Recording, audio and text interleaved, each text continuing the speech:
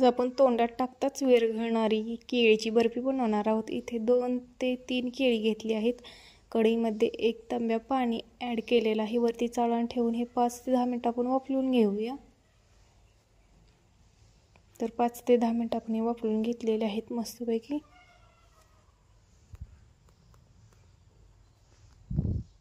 आता याची साल आपण काढून घेत आहोत।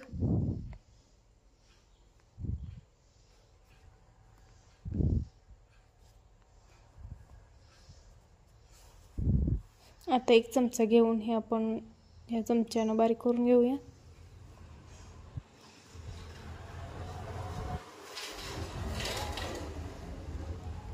तर हे आपले बारीक झालेलं आहे। आता आपण इथे गुळाचं पाणी बनवणार आहोत। 1 वाटी गूळ आणि 1 ग्लास पाणी इथे घेतलेलं आहे। तर हे आपलं पाणी रेडी आहे। गव्हाचं पीठ, गरा आणि तूप हे आपण ॲड करत आहोत। आता इथे थोडं थोडं तूप घालून आपण गव्हाचं पीठ भाजून घेणार आहोत।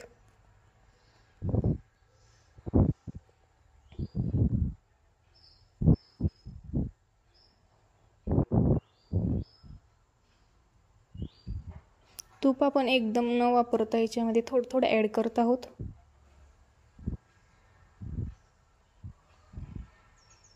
तर आता हे थोडं लालसर झाल्यानंतर आपण याच्यामध्ये गरा ॲड करून भाजून घेऊया।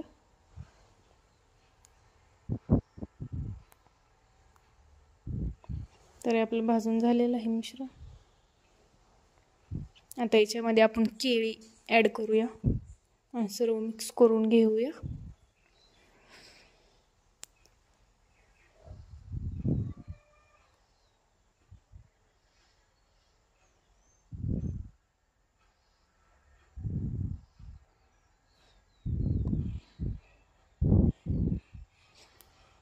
तर आता आपण जे गुळाचं पाणी आपण केलं होतं ते याच्यामध्ये ॲड करूया।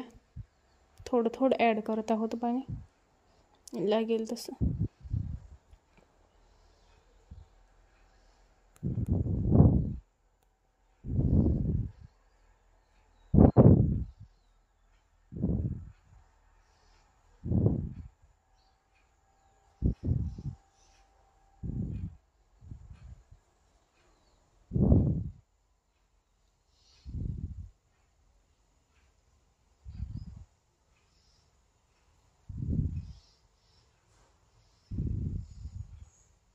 आता आपण 1 ताट घेऊन याच्यामध्ये थोडंसं तेल लावून घेऊया ताटाला सर्वत्र, जेणेकरून आपली बर्फी खाली चिटकणार नाही।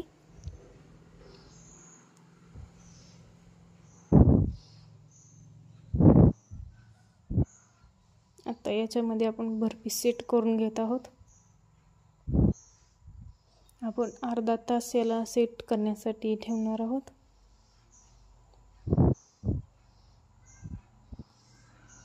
वरून आपण काजू बदाम याच्यामध्ये ॲड करत आहोत।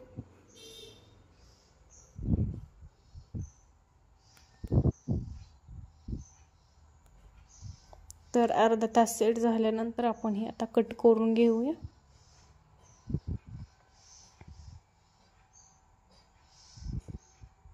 तर बघू शकता तुम्ही तोंडात टाकताच विरघळणारी आपली केळीची बर्फी तयार झालेली आहे।